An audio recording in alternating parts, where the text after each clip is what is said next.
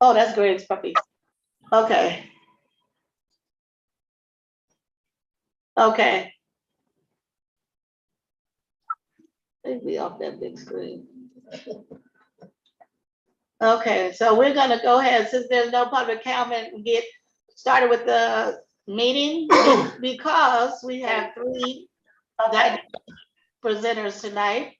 And I'm gonna start with Shannon Pryor of the mayor's office. She's gonna introduce us to a new program or plan that they have called Circles. And she will go into more detail about what that's all about and update the community on news. Now, anybody that's on this call will get the word out to the community about what's going on and the things that we're gonna participate in to make things better in our communities. So Shannon, you can put the spotlight on Shannon now. Greg, I don't think he can hear me. Shannon, you're muted. Yes. It shows that you're not muted. Well, it shows you're muted. So can you Unmute. And put, yeah, there we go. Let's put Shannon on the big screen.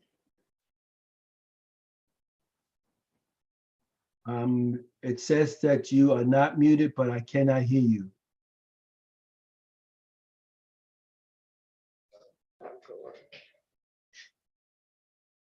Did she say she's gonna leave and come back in? She's leaving and coming back in.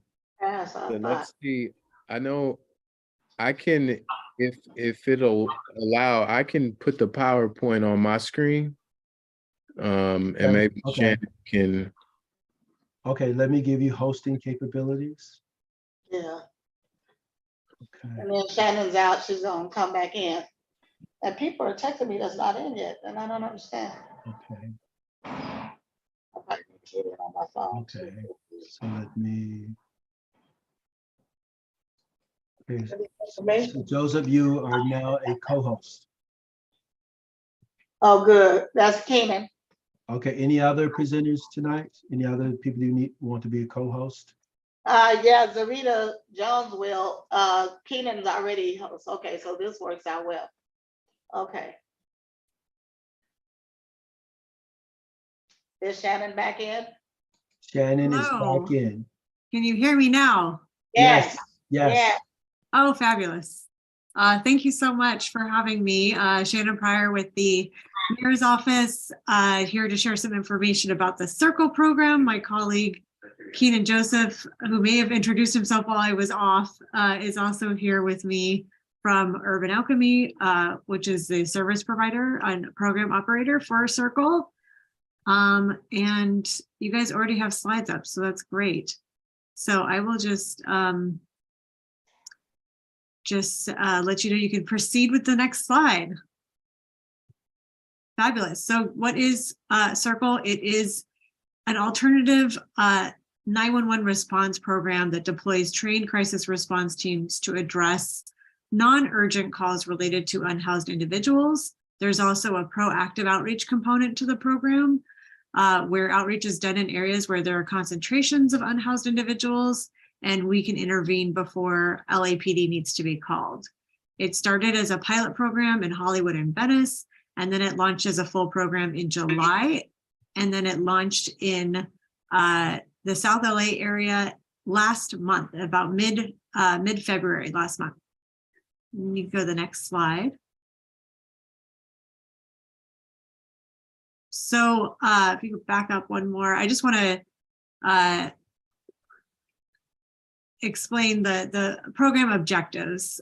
So the purpose of the program is to minimize interactions that law enforcement are having with unhoused individuals, and have teams address those incidents instead of these nonviolent types of incidents instead of LAPD, so that we can allow our officers to focus on a lot of their core duties, their core law enforcement duties, and so that we can send out trained teams that have connections to services, so that we can hopefully improve outcomes for the unhoused individuals through those referrals and connections to services. We can have more stable outcomes to get people on a more stable path.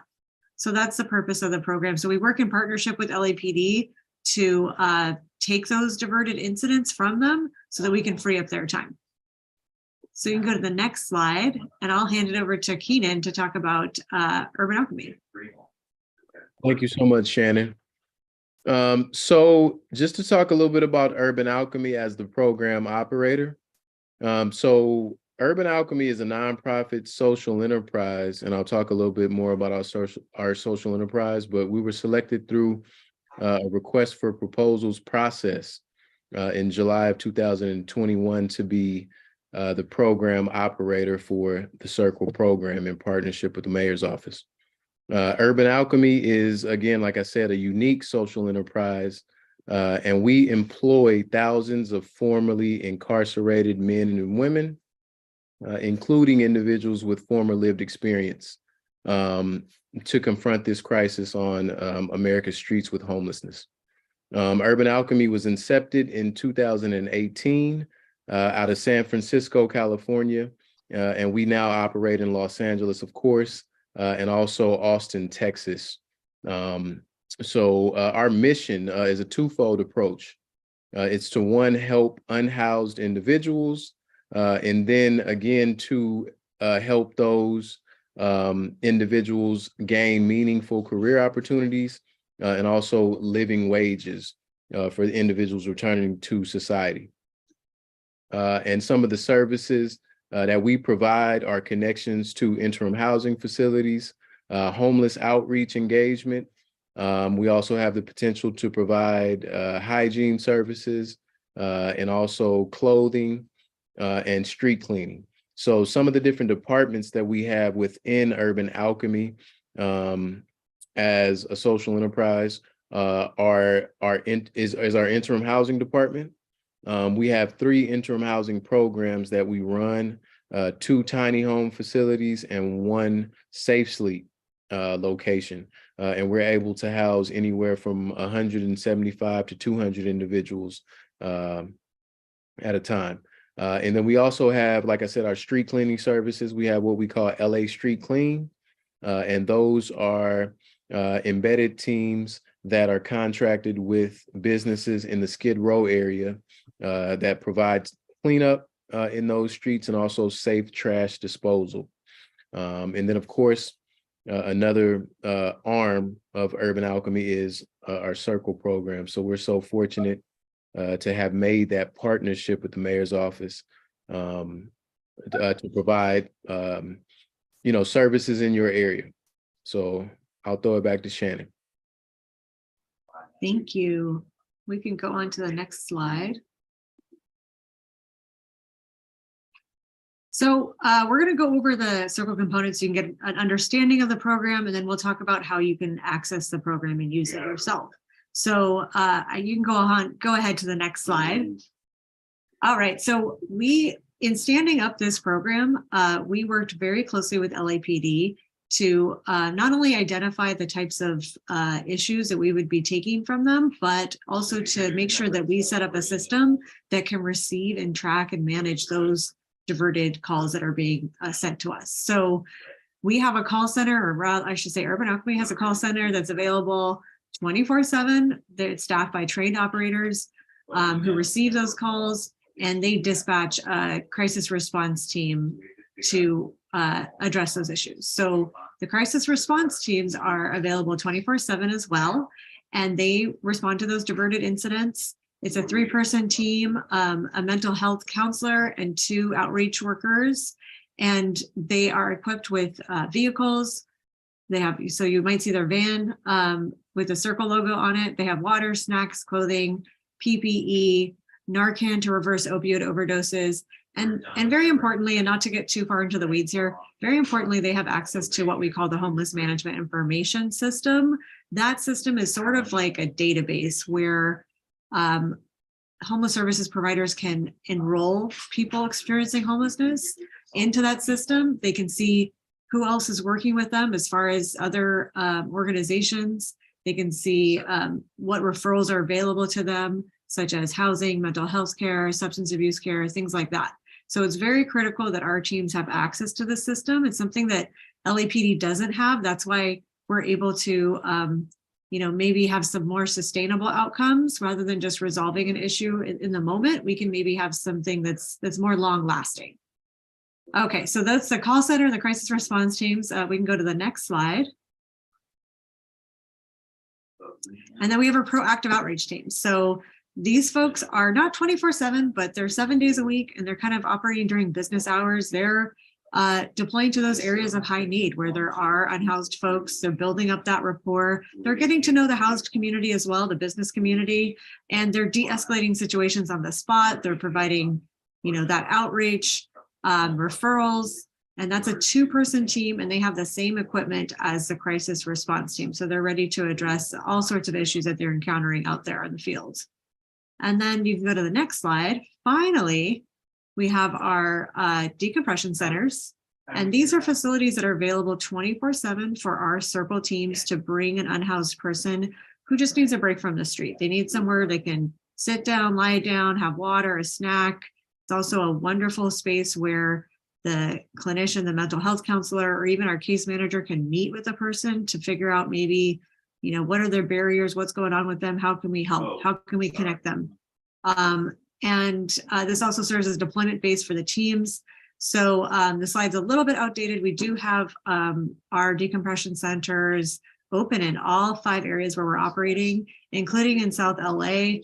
And I forget the address, but I'll let Keenan speak to that. So I'm going to throw it to Keenan if he wants to add any more details or anything else to the circle components. Absolutely. Thank you, Shannon. Yeah, we are currently operating in the South LA area, approximately on Slauson and Dinker. So if you are familiar, if you're traveling west on Slauson, there's an animal hospital just before you get to the Slauson Supermall. That's where our decompression center is located. But again, we can get you guys an interactive map that sort of shows you the areas that we work in within SPA 6. So I'll make sure to drop that in the chat, and then I can get that to Ms. Tori as well. And I think we have also a FAQ. So just some of the common questions that you may have about the Circle program, we can make sure we get that to you. But again, I'll make sure I leave my contact information. Ms. Tori has my contact information. So we want to definitely make our presence known in South LA and collaborate as much as possible. Oh, thank you so much, Shannon and Keenan. I have a couple of questions. I think there are a couple more slides. I just want to see. This is not. I just want to see what else, because I think there might be a slide on. If you go to the next slide. Okay, great. This is kind of what I wanted to address. The final thing. So I just want to clarify, the types of incidents so that when to call for Circle. So as I mentioned, we worked very closely with LAPD and with Urban Alchemy to figure out, what is appropriate for this program. So we are addressing incidents that involve unhoused individuals, but they're not criminal, violent, or medically urgent situations. Those are going to go to other partners. So these are kind of like quality of life type issues. So these are things like well-being checks, requests for assistance. You see that person who's unhoused, looks like they need some help. It doesn't look like a medical situation, but man, you really wish someone could go help this person. You don't want to call LAPD, you want someone else. That's a Circle call. Or if someone's, there's an indecent exposure situation. They just lack adequate clothing. They're not trying to be lewd. They just don't have that belt, or they have a tear in their clothing or something like that. Loitering, very common type of call that we receive. Our noise complaints, someone's shouting, or maybe they're playing loud music, something like that, and it's creating some kind of conflict. Someone who's under the influence of a substance but not actively consuming, and syringe disposal. So those are the types of things that the Circle teams can address. Our average response time is about 15 to 20 minutes. And the way that you can access the program is through the non-emergency police line. You can call 911, but these are really not 911 level types of issues. They're really more the non-emergency line. So we don't like to clog up 911. we recommend going through 877 Ask LAPD. And just a message sometimes when we're presenting to LAPD patrol officers, we'd like to remind them they can also request Circle and they can do it straight through their dispatch. So we've been working with LAPD closely to make sure that when officers are out in the community, they see someone's unhoused, they can request Circle directly and get us, and we can come out and address the issue. So that was the last slide that I just wanted to touch upon, and we can go to your questions now, Tori. Thank you so much. Okay, thank you, Shannon and Keenan. You answered one of the questions. The process of the decompression center, I want to know what that is, because a person like myself, how would I know to give that information? Do I call Keenan first? Do I call LAPD, Circle? Now, and I want you to know that that same number is the same number we use for interim housing, etc. A lot of this county uses that number. So I was just trying to figure out how would that be 15 to 20 minute wait time. And on average, it takes us about 45 to an hour. Let me answer that last one, then I'll throw it to Keenan to talk about the decompression center element. Okay. So yeah, you're right, Tori, when I say 15 to 20 minutes, I mean the time that when our team gets the call to our team deploying. So we're not the bottleneck. The bottleneck, the challenge, I should say, is sometimes that Ask LAPD number. LAPD is struggling to hire enough operators. They have a really tough job. Those are tough positions to fill. So we're trying to ping, my leadership and other leaders, council and stuff like that to, make sure that they're emphasizing the need to hire more operators so that those wait times come down. So yes, that's something that's definitely on our radar for an issue for the community and accessing the program. So we're also brainstorming some other options. So stay tuned. But right now it is through Ask LAPD. Okay. Well, I like to suggest that we talk about that further so we can have another solution. That would be great, because we do have solutions in the community that would work just as well or even better. Keenan? Absolutely, yeah. And then our decompression centers, Ms. Tori, again, are 24 hours. So we do have the potential to bring individuals back and stabilize them, get them out of the elements, and then provide services. Now, we know that most of our county services are not open, past 5 o'clock. But again, we can still stabilize individuals and provide services and follow up the following day. So use the Ask LAPD number. If you can't get through with Ask LAPD, definitely you have my contact information, but we want to rely on the system as much as possible. Right. That's why and I just want to add that we do rely on, right now, currently, one of the reasons why we rely on Ask LAPD and our partners at those call centers is because they will make sure that it's appropriate for us. So they kind of filter it. They make sure it's not going to be a violent situation. Now, remember, our teams are not armed. We don't even have pepper spray. We just, I like to say our teams have the gift of gab. And so we want to make sure that they're safe.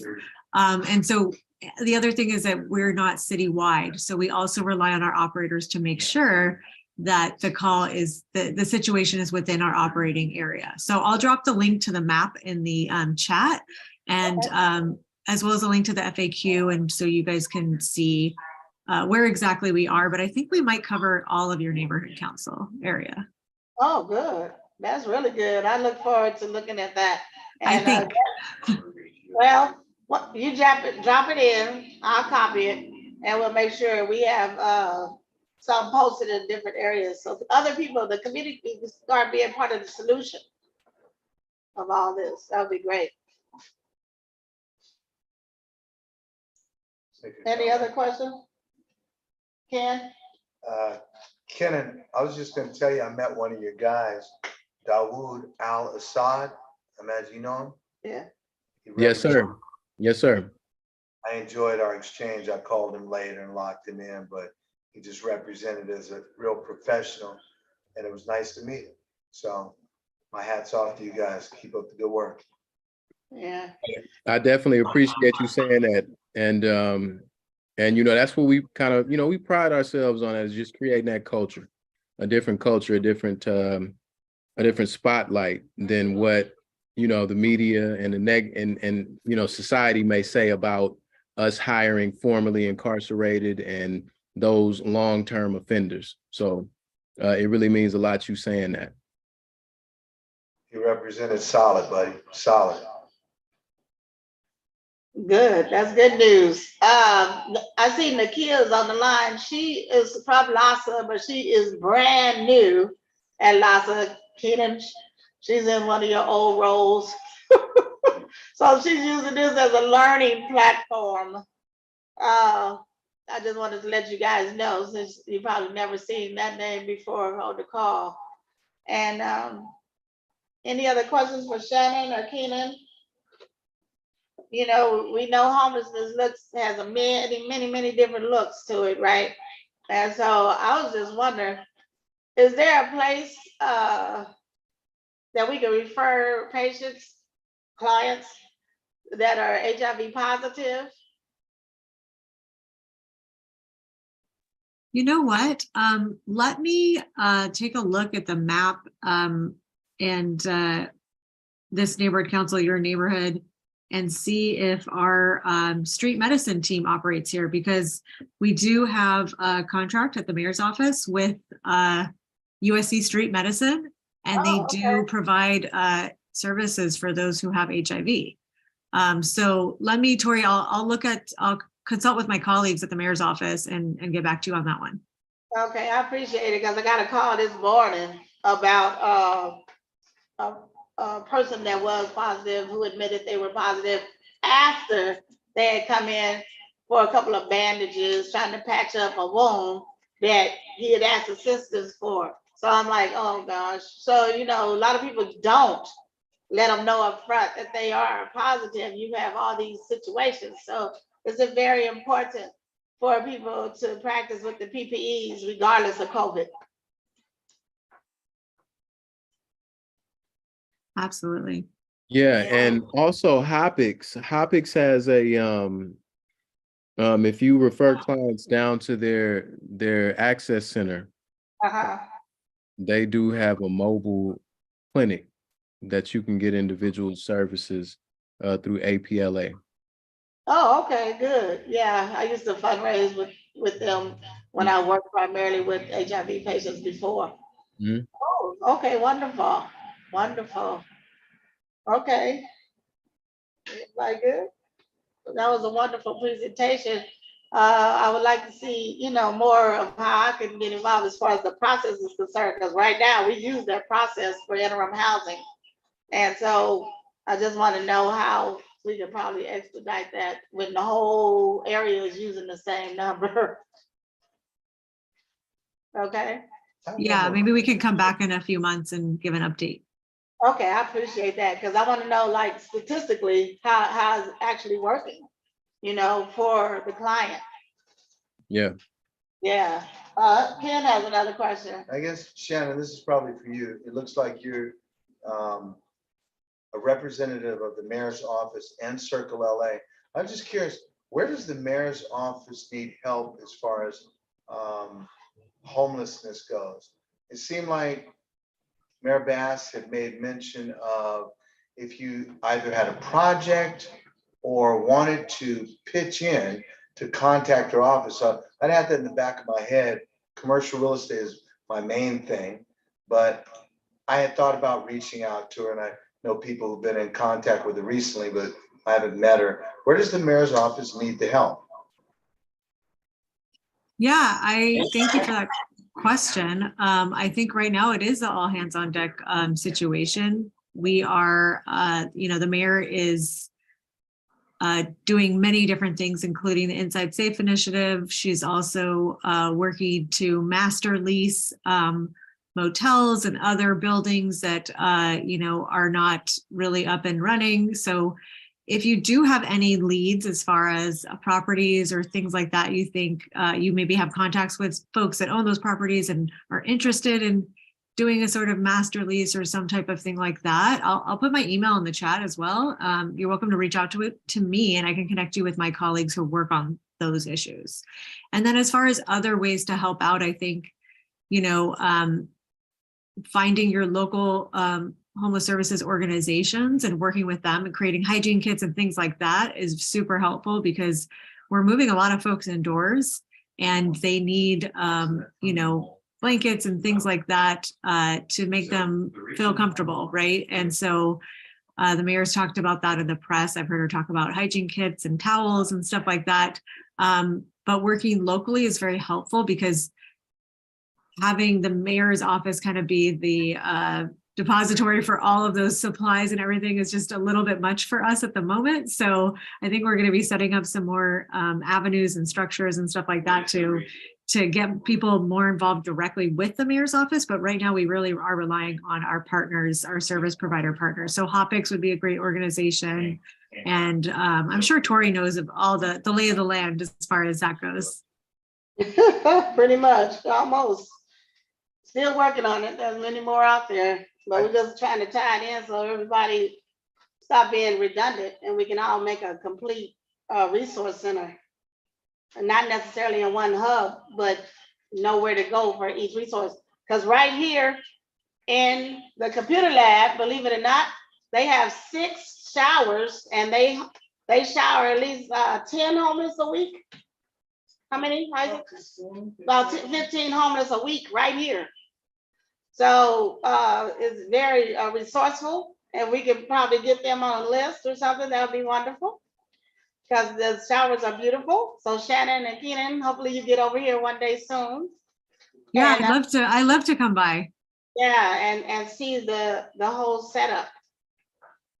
Yeah, Thank really you. That's nice. great. That's wonderful. Yeah, It looks great in there. Oh yeah, it's really nice. And so I just want you to see the rest, because the showers and everything are out in the back there. Yeah, so we're all about collaboration, and Keenan will tell you this program especially, because we're filling a lot of gaps. We're available 24/7, but we're also not like a full homeless services provider. There are a lot of services like showers that we don't have. So we're all about partnering up with folks and making sure that we have a web of services and support. So we definitely want to make time to come over and see what's going on over there. Yeah, that'd be great, because on Wednesdays, we know showers are on Adams, but at one of the churches off Westview. But on where's Saturday, Sunday, Monday, Tuesday, the other days of the week. And so I know when I did the homeless showers on Adams and La Brea one September, people were they followed the showers around just so that you have a shower every day. So right here is stationary. So we want to make sure that they can be included and be resourceful and have some input, maybe distribution of the hygiene kits or whatever at the same time. Well, Miss Tori, I will be there. I know you will. I'm going to arrange transportation with our area lead Okay. in the area. So we'll definitely stop by. Okay, and see Isaac, or either I'll meet you here, either way. Okay, thank you guys. Thank you, Shannon. I hope you guys stand on the call to see Zarita's moratorium presentation, since it's supposed to be lifted on the 31st. And if you know something different about that, please chime in and let us know along the way. But she's going to give details of what's happening with the moratorium. Great. Thank you guys so much. Really appreciate it. Thank you, Keenan. Thank you so much, Tori. Thank you. By the way, we have a new associate pastor. He's on the line. I see. His name is Lewis Tillman. You must meet him. He is full of energy and ready to roll up his sleeves and get busy in the community too. Pastor Tillman, would you like to say anything? Where is he? At least he's on my phone. That's why. You see him on? Let me see if I still see him. I don't see his name specifically, Tori. Is he logged in under someone else's name? Uh-oh. I don't know where he went. I see Dr. Landry's there. Right. She hope. Okay, I'm gonna have to look and see what happened to him so I can Yeah. get him Yeah, we had a few that would pop in and out a few times. back. Right, Connection, which happens with Zoom. I know. We Yeah. gotta stop them popping in and make them stay in. Okay. We'll go ahead and start again, the next presentation on the moratorium, which is Zarita Jones of Los Angeles Tenants Union. And she's very resourceful when it comes to housing and things like that. So also Shannon, I don't know if Shannon's still there, but if we Yes. find this commercial property, I would like to be one of the directors of the property for interim housing. We gotta make this work all the way around. Now we have Zarita Jones, who's happened to be right here with me in the lab. She's gonna start. You have hosting? Yes. Okay, so she has hosting authority and she's gonna get started with her presentation. Thank you. Thank you, Tori. And first, I'd like to say, this is a beautiful lab. It is a bridge, the digital divide. It's located here at 2321 54th Street, and it is here to have access to the community for some of the issues that has plagued a lot of our young people and our seniors, which is not having access to equipment to do things online. So thank you for that. Appreciate it. And I'm going to share my screen.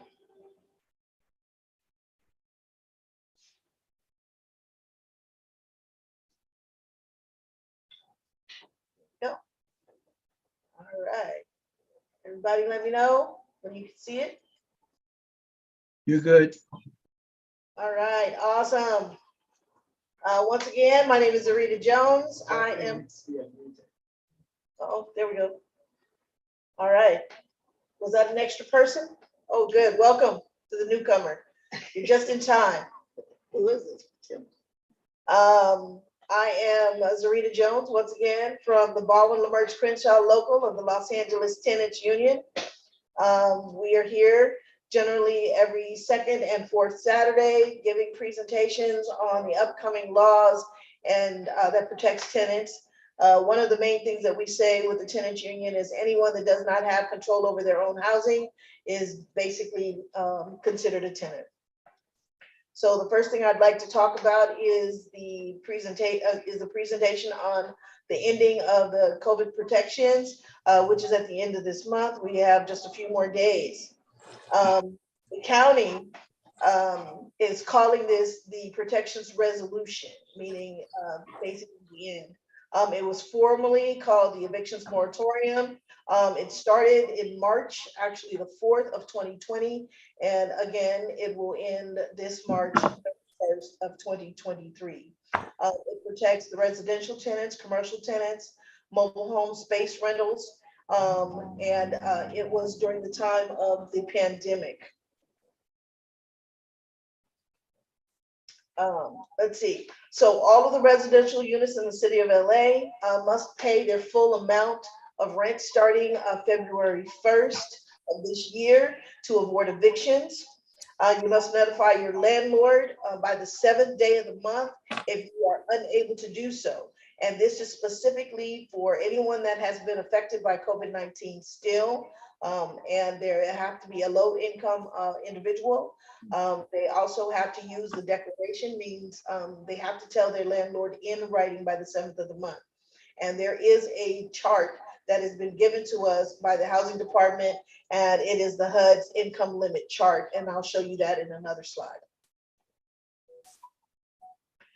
Now, according to the state law, the tenant protections from March 1st of 2020, we're going back here to August 31st of 2020.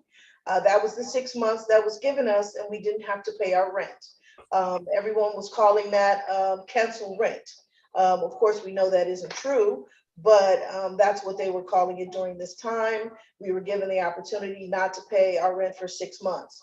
But after that point, starting September 1st of 2020, we were supposed to pay 25% of our rent.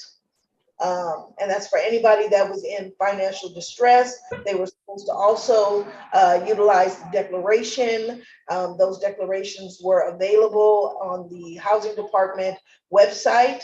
And since then, there has been another change. But during that time, if you paid from September of 2020 all the way to September of 2021, 25% of your rent, you were definitely protected.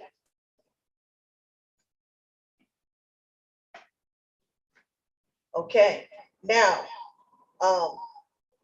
those persons for the repayment process, anyone that did not pay their rent from March 1st, 2020 to September 30th of 2021, they must start repaying, and the balance that's due has to be paid by August 1st of this year to be paid and they must have repaid in full. Sorry about that. Those persons that from October 1st of 2021 to January 31st of 2023, if you did not pay any portion of those rents, it is due by February 1st of 2024. That amount has to be paid in full, any of the past due balances. Okay, and in order for anyone to have been protected during any of these times, they must have given their landlord or their management a declaration in writing, and it had to be submitted for every month that you did not pay rent. Now, this is the low income guidelines that they're speaking of with this last extension. So any person that's a single individual making under 66,000, they're considered a low income person, and they qualify if they are still affected by COVID, if they have submitted one of those declarations, and this is the period that we're talking about. That's the county. Yeah, it's the HUD low income limits for the county, but that's the guidelines. This is what they're considering low income. Now, if you don't know if your property is underneath the rent stabilization ordinance, this is a way that any person can look up their address online. And here's the website right here, zemus@lacity.org. You enter in your number, your housing number, and then just the street. You don't have to enter in the place or the avenue. But once you enter that in, you go down to the housing tab, and it will here tell you whether your house is covered under the rent stabilization ordinance, and that will actually give you additional protections. And for those that don't have access, you can always come down to the bridge, or you can utilize this telephone number, and they will give you that information on your address. Now, this is what the declaration looks like, and it comes in these languages. It can be reached at, you can get a copy online at the Housing Department. And this particular declaration is what needed to be given to your landlord for any month that you did not pay rent. Now, there has been other variations because the declaration has changed with the changing of the laws, but something in writing had to be given regarding financial distress, and it's related to COVID-19, and it had to be signed, and it had to be turned in to an owner in order to receive any of the protections that were actually given. Now, any tenant that owes rent, that person that still owes rent. Now, when we say that, we know that a lot of people have applied for the emergency rental assistance program. They might have gotten some of their rents paid, but if they have an outstanding balance, and because of that balance, and they didn't follow any of these directions, they still have access to the right to counsel. And that's anybody that has received an unlawful detainer, and they had a filing, they can actually go to stayhousela.org, and they can get assistance from a lawyer. That's Stay House. That's TAT. Sorry. Okay. Let them know. I noticed there's a typo here. It's actually stayhousedla.org. So that T is supposed to be a Y. Thank you, Tori. You're welcome. In addition, there is to be no rent increases until January 31st of 2024. But here's in red that we have to notate. There's always an exception that the housing department can take and collect on approved cost recovery surcharges, capital improvements for seismic retrofits, primary renovation, and rehabilitation work. And what that means is if one of your apartments have gone through some major renovations and they've changed out kitchens and they've done floors and they've done a lot of major work, legally, even under the rent stabilization ordinance, the owner can take that amount that they spent on those renovations. They can literally divide that amount in half, and they can actually bill the tenant over 60 months for half of those costs. So we definitely have to be really aware of that. There's a lot of things going on, and we really need to make sure that in this time of need, that these renovations are being kicked back to us during the hardest part when costs of everything else, utilities and food is going up. But in order for them to collect any of this money, there has to be a notice. It has to be given 30 days and it has to be served on the tenant. And if you have any questions regarding this, if you received any of these notices, please definitely do not hesitate and call the Los Angeles Housing Department, and the hotline number is down here below. That used to be HCLID. It used to be HCID, which was Yeah. a very convoluted label. Right. So Los Angeles Housing Department, same organization, same addresses, just a new look. Huh. Okay, and for any of those folks that live in the non-incorporated areas of the city of Los Angeles, I just learned this morning that 65% of Los Angeles County is not within the city of LA. And here's the information for that, and I'm gonna leave this on the screen just for a moment. So anyone can get this information down. That is if you lived in non-incorporated areas of the city of Los Angeles. Now, what's this number help them with? To let them know what their protections are if they're in the non-incorporated areas and they're not falling under the rent stabilization ordinance. Mm. Can I see that other number again? I didn't get it in time.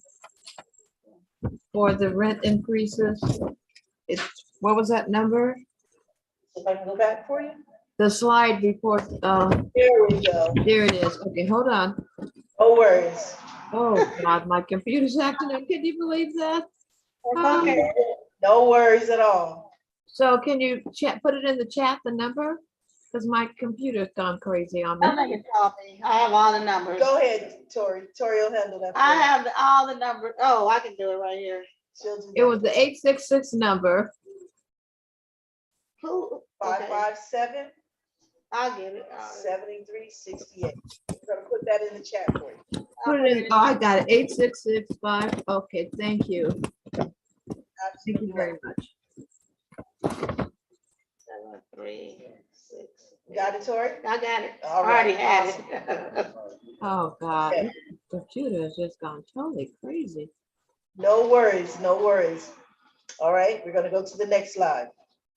Now, for all of those tenants that did apply for ERAP, which is the Emergency Rental Assistance Program, for those applicants, they were able to pay up to 18 months of an individual's rent if they applied for it. Some didn't need it, but just so you know, those that paid 25% of the rent from previous, they've actually they were able to pick up the 75% that wasn't paid.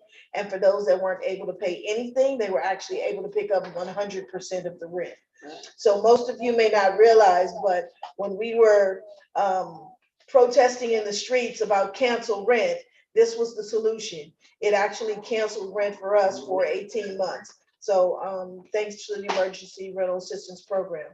A lot of the program guidelines and a lot of people that applied, I know there were some mix up in the beginning, but they were filing appeals for those that still qualified and had filed their applications and may have gotten denied. Also, during this process and this program, they were not allowed to ask about a person's immigration status or whether they were undocumented, and that was not applicable to receiving the aid. Now, I always suggest, this is something that I always go over in the tenants union is about keeping your records. And one of the things that we teach at the tenants union is that owners and managers, they keep records on you, so you should keep records on you also. That's just a good rule of thumb. But for the entire period of the pandemic, we're talking about from March of 2020 to this current month, every month that you had paid your rent, you should have gotten a receipt, and you have to keep these records because these landlords and tenants are very, very instrumental in using these dates and missed rental payments, and they're are very quick, and they're lined up to start filing for these UDs, which are unlawful detainers, and filing for the eviction process. Okay, you got to make sure that you had your declaration for every month that you did not pay rent or you paid partial rent. You'd have to have your proof of your payments and your receipts if you paid 25%, and if you had for those months for that year from September to September. Also, you have to log what you owed, and if you were not able to do that, you're able to ask for a ledger from your management company or your owner of the months that during the pandemic to see if their records match your records. That's also very, very important. I always tell those that did receive the rental assistance program payments that to make sure that they get a ledger from the agency, and also to get a ledger from their owner to make sure that the payments match. A lot of times what we were finding is that some of the monies weren't applied to the actual months that the tenants were applying for. So that's usually sometimes just a clerical error. But when it comes down to your rent and keeping records, it's very important because, again, that can bring about an unlawful detainer. Any agreements that you had made with your owner or manager that were in writing. I know a lot of addendums were signed. A lot of managers were asking folks to re-sign documents and lease agreements. Make sure you have copies of those. And it will always help to determine what is due by each of the deadlines when you have your records in order. And those deadlines, again, is the August 1st of 2023 for the earlier portions of the pandemic, and for the later portions of the pandemic, it's February 1st of 2024.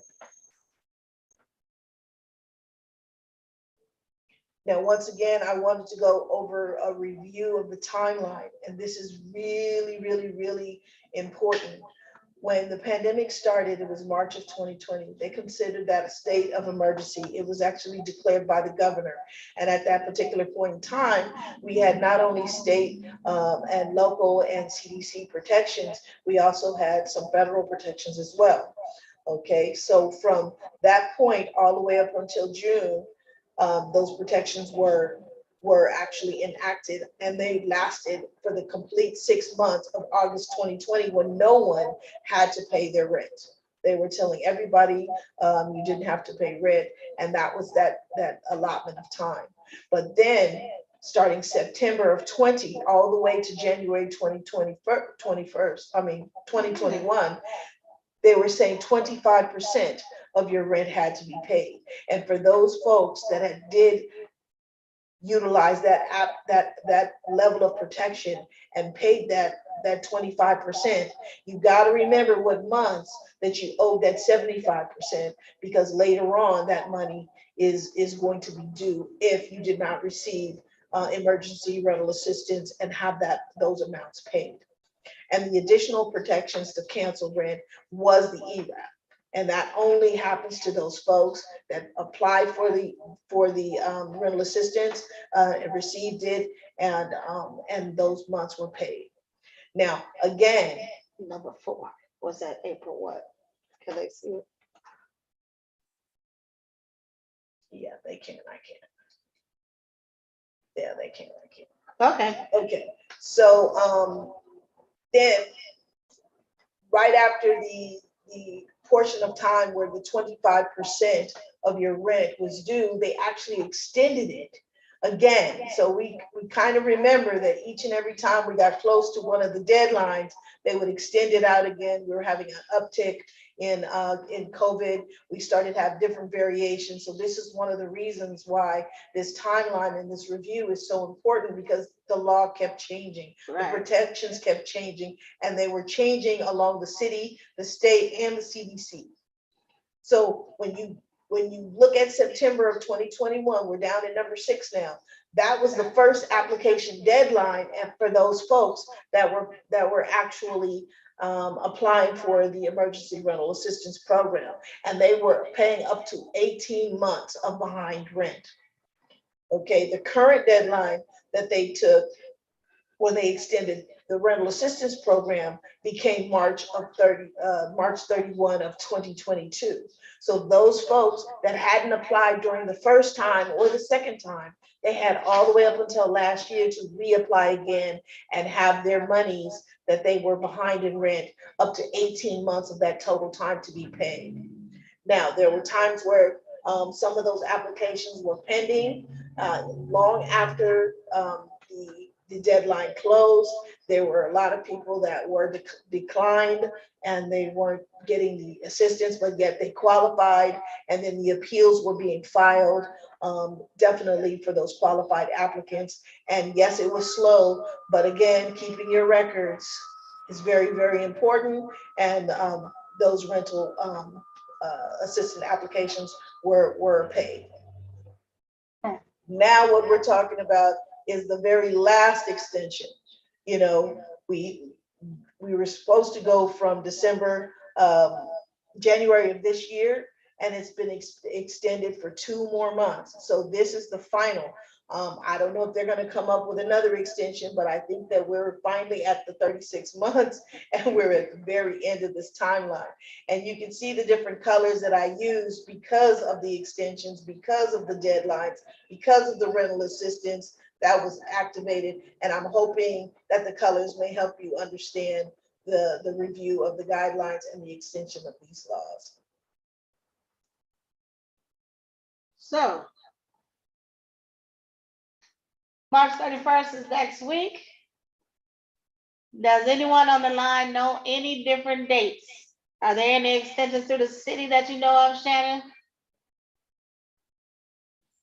Is Shannon still here? See, That's why I had this. I don't see it. I don't think that they're not in the meeting now. Oh, Keenan, I saw Keenan. Kenan's here, yes. Keenan, have you heard any new dates? Yes, I'm here. Any new dates for what was that specifically? Or the moratorium, as it stands right now, it's still March 31st. Yeah, no, I have not heard any new dates, Ms. Story. Right, okay, because we would have heard something by now, I would think. So we'll just have to see what happens after the 31st. We have, I believe in examples. And I'll let anybody go that has any questions first, and then I'll go into what I was gonna say. Any questions for Zarita regarding the moratorium and any deadlines, any guidelines, any landlord questions?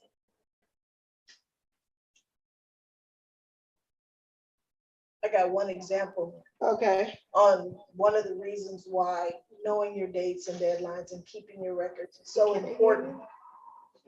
I have a young lady that called in, and she called into the tenants union, and she doesn't live under the RSO, and she is in the city of LA.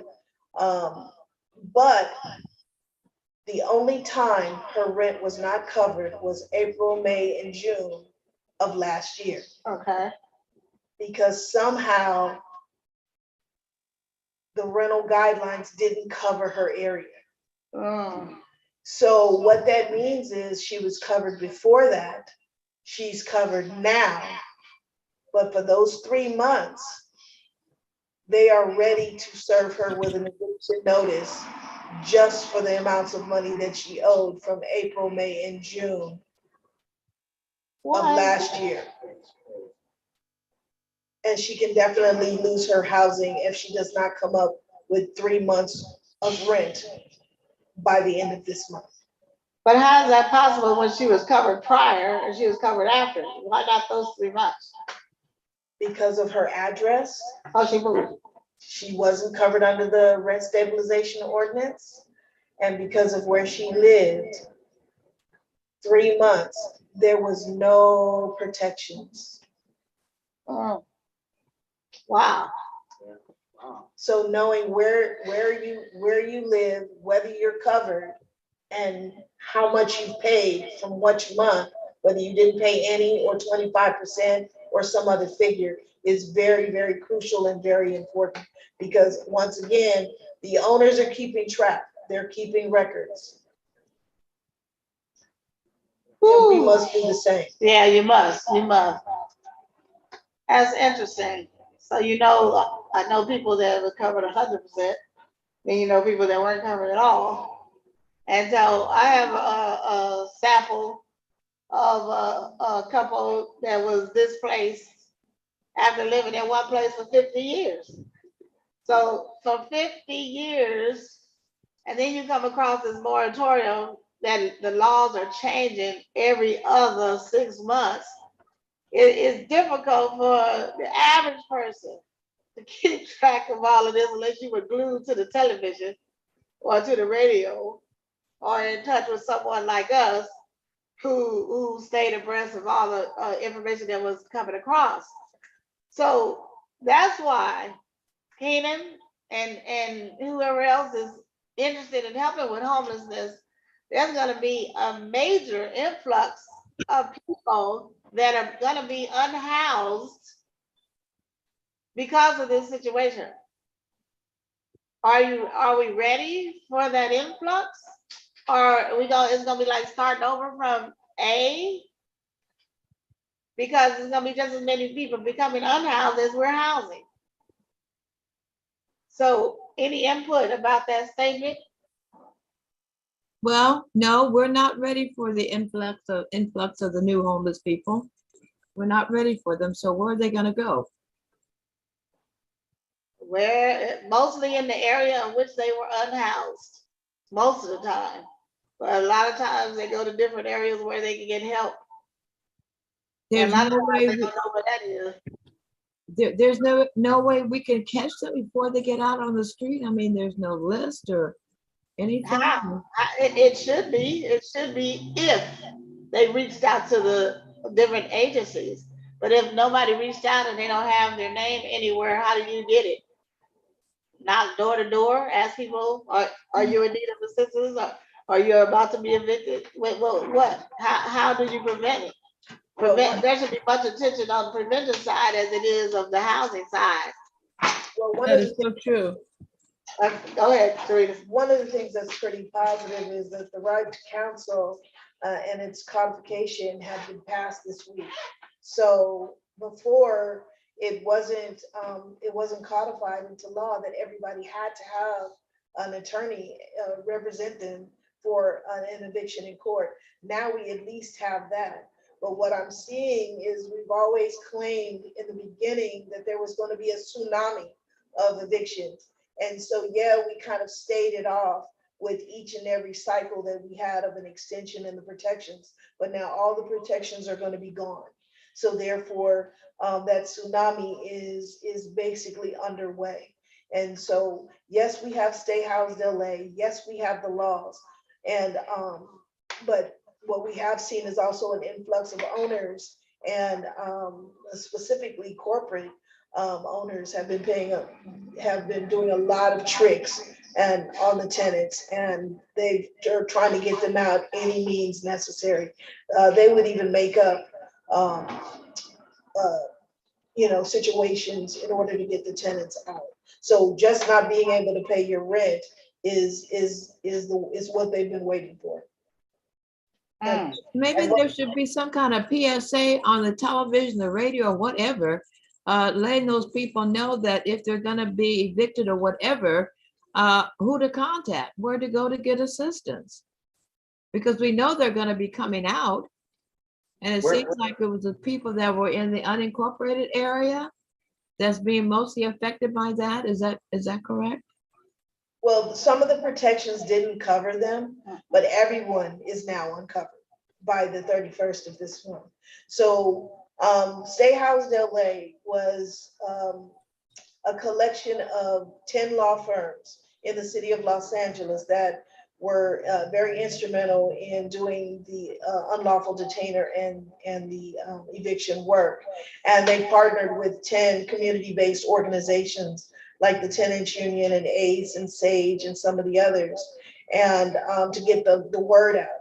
So yes, there have been workshops that have been going on since the beginning of the pandemic.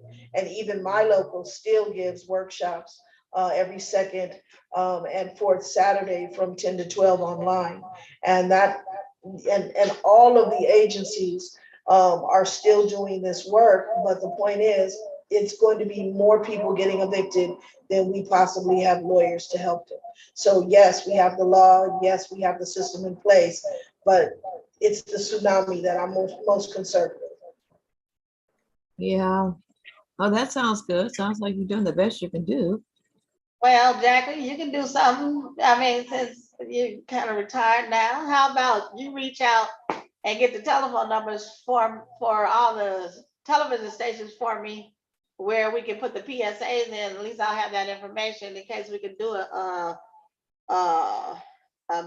PSA.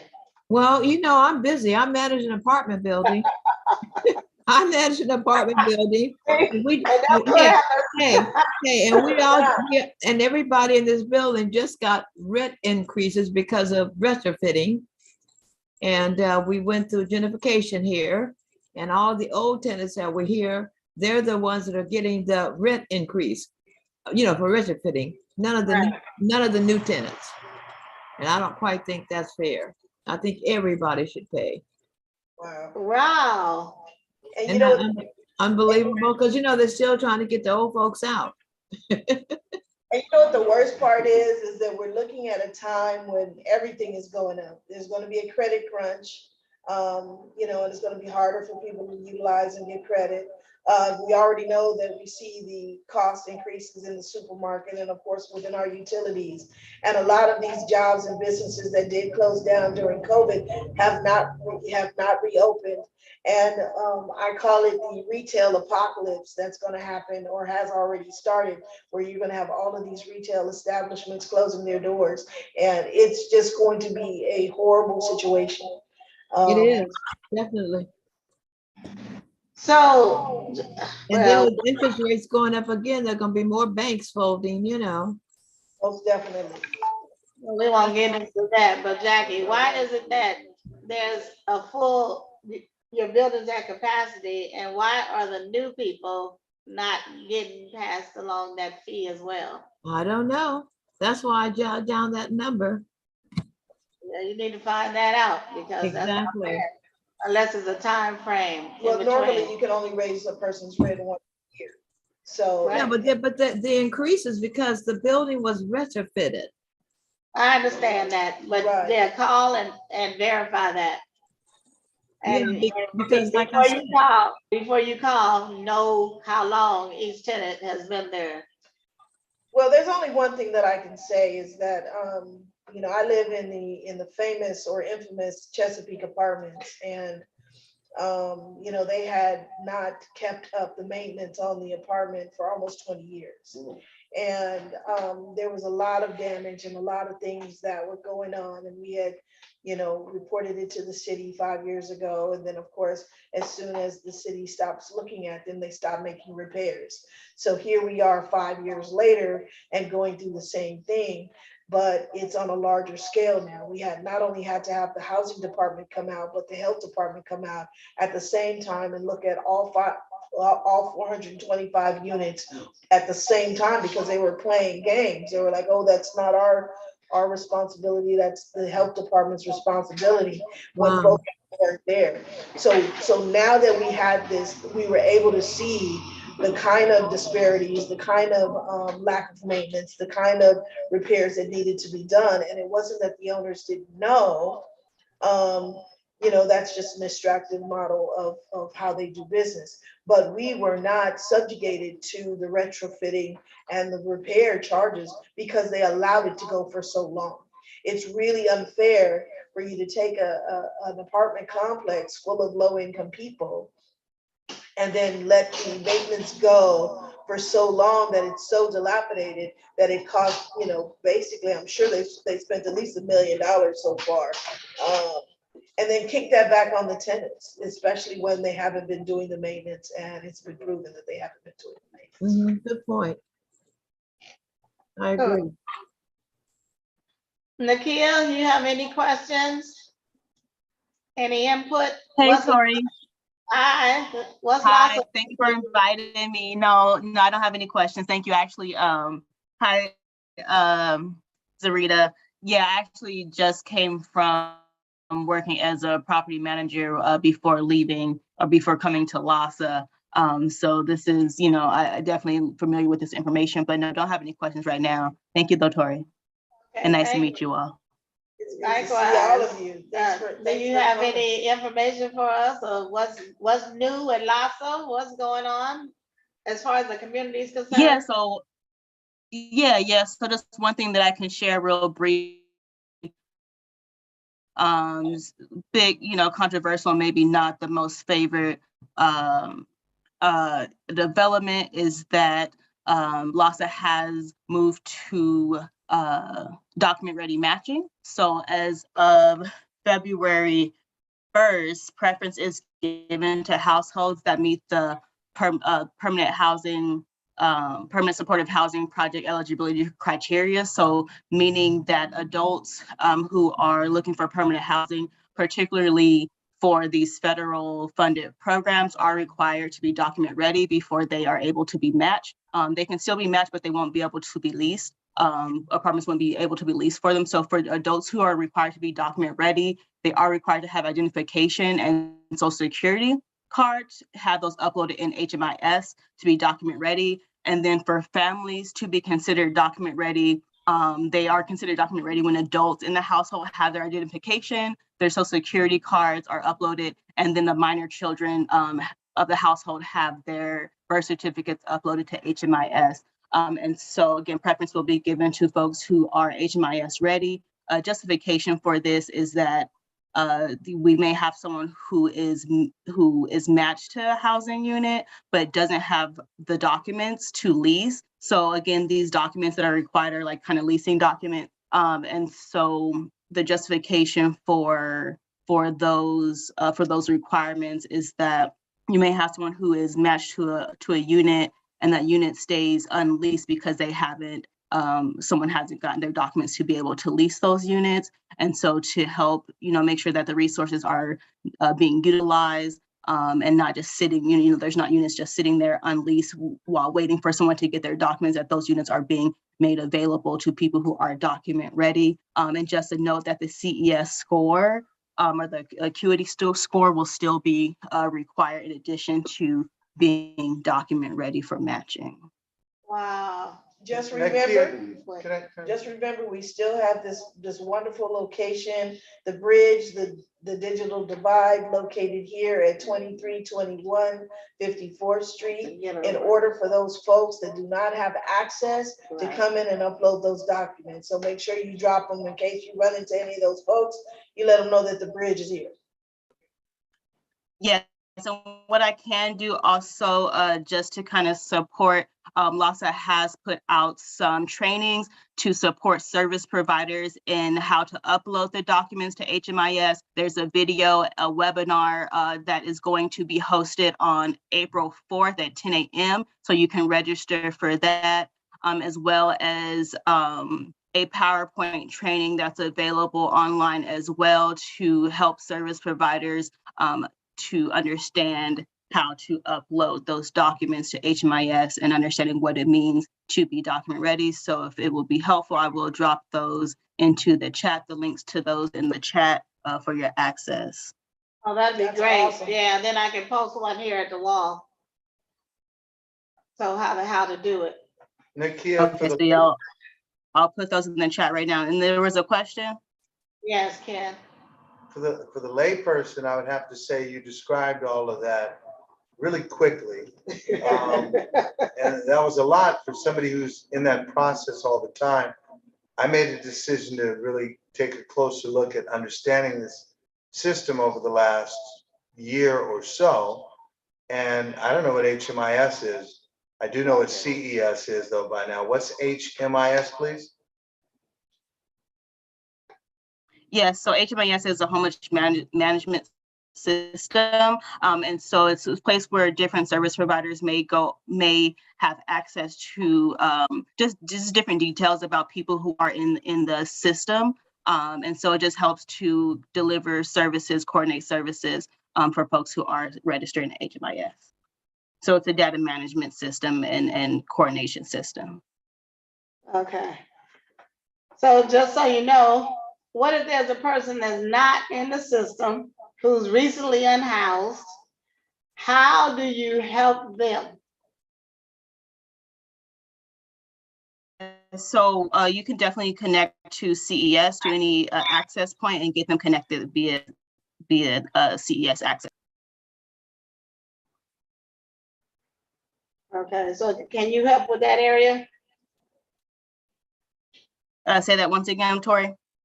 Can you help them with that area? Yeah. I'll drop my email in the chat, and you can just go ahead and email me any questions that you have, and I'll get you connected to the right system, or send you the information of where the CES access points are within your city. Sounds good. Sounds good. So I'll copy that. I'll put my my email in the chat as well, so feel free to email me any questions you may have. Okay, wonderful, wonderful. Thank you, Nakia. Dr. Landry, you have any questions, concerns? Donna?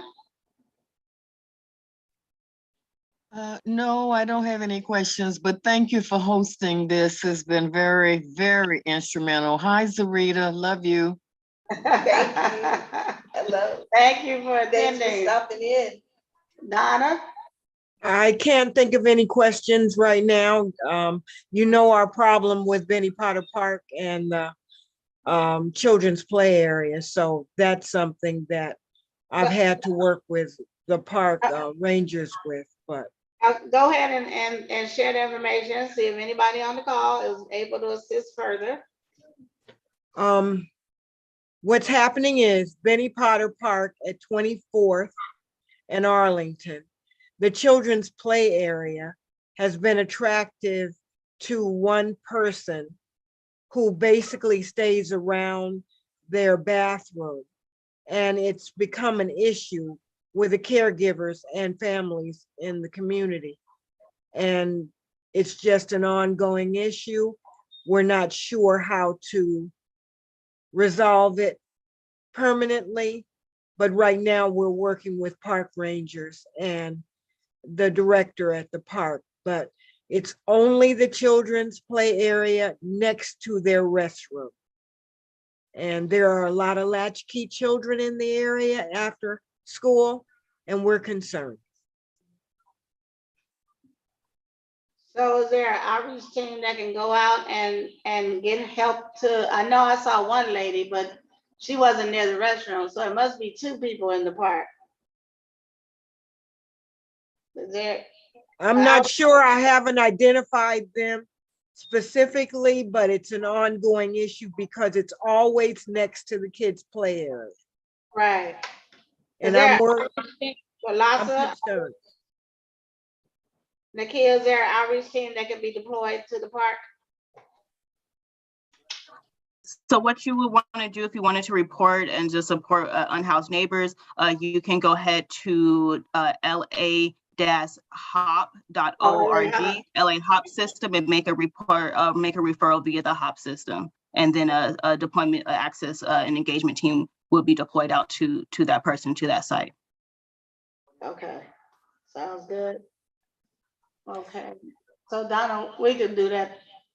Yeah, we can, but in the meantime, there's small children there every afternoon. Right, So oversight, there is no adults making sure they're safe. And so Right. that's a big concern for me. Yeah, Because that is. there are families who don't have any other way. Their kids are in the park because they're not home. Right. There's no supervision at that space, and it's always the kids' play area and the kids' bathroom. So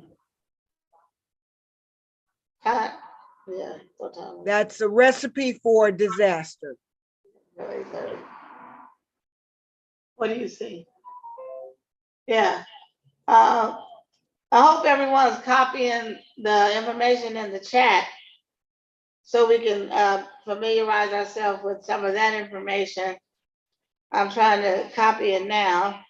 I'm sending it to you, Ken, as I get it, so I can have it. And who else? Okay, Greg had to go and you back. Okay, so are any other suggestions of topics or anybody keeping track of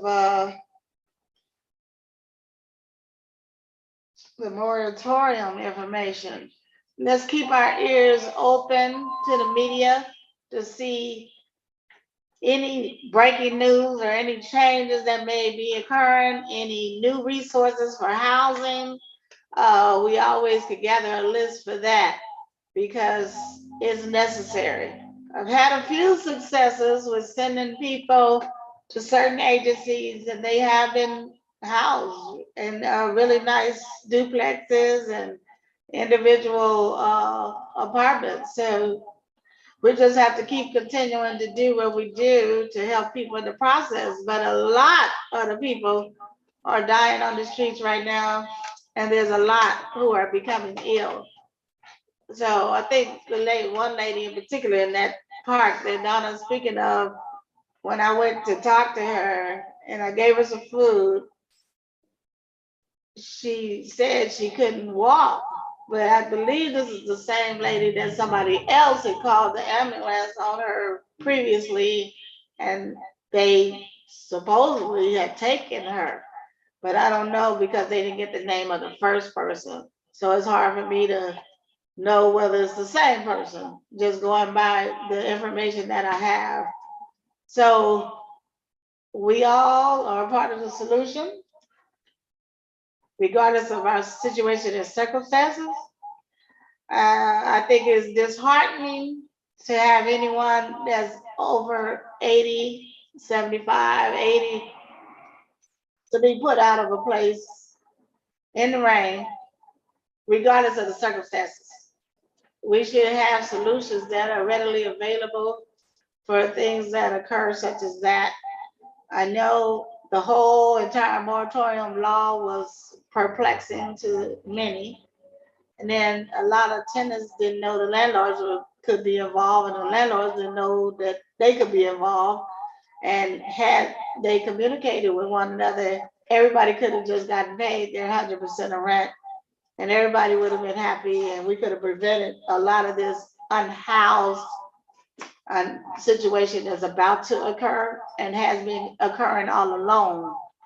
So we have to be able to keep numbers on the prevention side as well as the numbers on those who are unhoused in each area. I can tell you, Culver City is really good at keeping count of their numbers. They had 328 homeless. Now, if you could tell me any other city that actually knows their numbers and they can match themselves if they wanted to, 328, we could go in there and help them with that really, really quickly. But with each council district, if they could just track their own numbers, then we could do an overall comparison to losses numbers and to the homeless count numbers and see where the gaps are. But right now, it's really like a guessing game of randomnism. Oh, that's a word I must have just made up, but it sounds good. But so I would like everybody to be part of the solution. And Donna and I are gonna go play with the LA Hops program probably sometime within the next 3-4 days. Nakia, once the names are in LA Hops or Kenan, you guys, once the names are in LA, how soon afterwards is it deployed?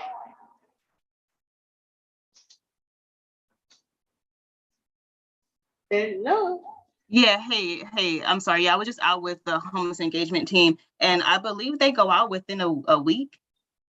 They have to, like, they have a certain amount of time to get the referral, act on the referral.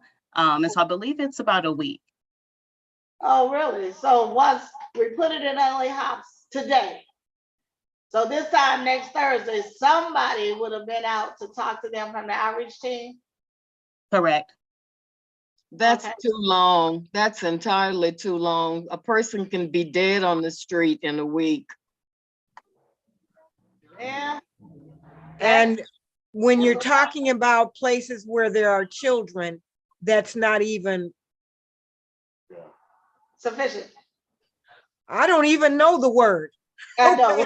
I need to make up a word. So Maybe I Donna, can make a word up too. Right. are you talking about somebody? And again, the referral is to, Donna, are you talking about somebody that's sleeping there in the park? Yes. Next to the children's play area, next to the bathroom. Oh, well, there was somebody that was sleeping in the park over there by that wall. Right. I talked to her, Jackie. That's you talking about? You know about that person? No, it's two different people. It got to be two different people. That's what I thought, yeah. Yeah, so we'll just have to do something and use the circle number from the mayor. That's our next step. And have the circle outreach team go out there. So that's what we'll do Monday. Well, Actually, we can do that today, tomorrow. we had a guy that was sleeping here in our carports for quite some time. And so I think I called 911 and they came out, they came out in like 20 or 30 minutes, but he wasn't there, But at any rate, he's finally gone on someplace else. And he was quite a nuisance for quite some time. And it was hard to find because he was sleeping different carports, and then of course you get up early and leave. So Okay, I don't know what happened, but he's finally gone, thank God. Jacqueline, in the Yeah. future, let's try not to use 911 for those things. Let's use the Ask LAPD number. Oh, And I'll what is that? Someone had told me to call 911. So that's what I called and told him it was non-emergency. right, that's why we're not using 911 for instances that are not emergencies. You use the Ask LAPD non-emergency number. Oh, okay. Okay, so it should be 1-877. Tori? Yes. Yes. Tori, in our area, frequently no one answers. It can ring 20 times for that non-emergency. There it is. So- Keena put it in, but that is the process for the mayor's plan. So let's do it and let's keep track of it. Is that And new? we'll have some reportable information. Is that something new? No, it's not new. Okay. But the Circle program is new, but that is their plan. So let's use it. And then you'll report it on how long and how many times it took you to get through. That's the only way they're gonna see whether it's working or not. Not really, because you never get anyone. And as I said, when we're talking about children, we need something else, Tori. Yeah. Well, two different things. Two different things. Well, I tell you, I was impressed with that 911 when I called and I told them it was non-emergency. The police were out here in 30 minutes. Okay.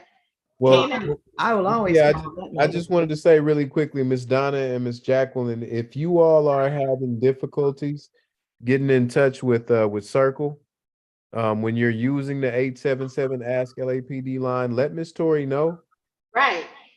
And then, we can respond. We have embedded response teams that can still get out to those situations. Oh, okay. Well, Tori, you know about the park, so we've been talking about this. And I had to get our SLO to respond to that because I cannot, in a good mind leave the children who hang out in the park till their parents pick them up at the mercy of, I'm not sure what. Exactly, exactly. So Donna and I, this is two separate situations. Donna, you and I are gonna put them in LA Hop. If we can possibly get information. The lady gave me her entire name, and I'm sure she will be receptive to answering any questions. The man I have not seen or encountered, so I'd have to walk around the park and see who I find. I haven't seen a man, Tori. I've only seen a woman, and you remember what Teresa was able to get her temporary help, but. Right, right. That's why I'm saying I'm not sure if this is the same lady because I didn't get a name from Teresa. Because she is resistant to help, but she cannot stay in the children's play area. Yeah, I agree. But it sounds like it's still two different people because you said by the restrooms, and this lady's not by the restrooms at all. So I have to go over there and see if it's two different ladies that are there. Jacqueline, Yes. regardless of 911 responding to you in that timely manner, we still gonna use the 877 Ask LAPD from now on, and you're gonna put the date and time and how long you were on hold, and you're gonna ask for the circle team, the mayor's plan. Okay. And that's what we're gonna do from now on, everybody, so we can track it and give some feedback. Like Shannon said, when she comes back, when they start to monitor it, to see whether or not it's working. And that's the only way we're gonna know it's working if we utilize it. Okay. Okay? I actually Got it. wanted to step back and comment on something that was said earlier about the homeless count and the fact that Culver City knows their numbers. And, you know, I've been doing this for quite some time in LA, and it's like we can house certain people, but there's more people getting unhoused as we're doing Right. it. And one of the major issues that we talked about, I remember I told you I had like 3-4 meetings before this one. Wow. It's about how we are decreasing the low income housing stock in the city of LA. So you do have people that actually are on the street that have income. They just can't afford what's Right. out here. And once they get displaced, that's when, you know, basically, excuse my French, all hell breaks loose for them because they don't have anywhere to go. Right. Right. Nikia, you were gonna say something?